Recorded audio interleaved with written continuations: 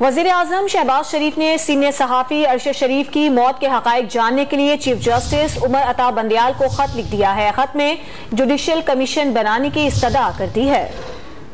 ख़त में जो मतन है उसके मुताबिक तमाम दस्तियाब जज साहिबान मुश्तमिल कमीशन बनाया जाए और कमेटी 5 सवालात पर ख़ास तौर पर गौर कर सकता है। मज़ीद जानते हैं डॉन न्यूज़ इस्लामाबाद के चीफ रिपोर्टर सनाउल्लाह खान से। सनाउल्लाह खान, बताइएगा जो ख़त लिखा गया है, इस ख़त का मतन क्या है?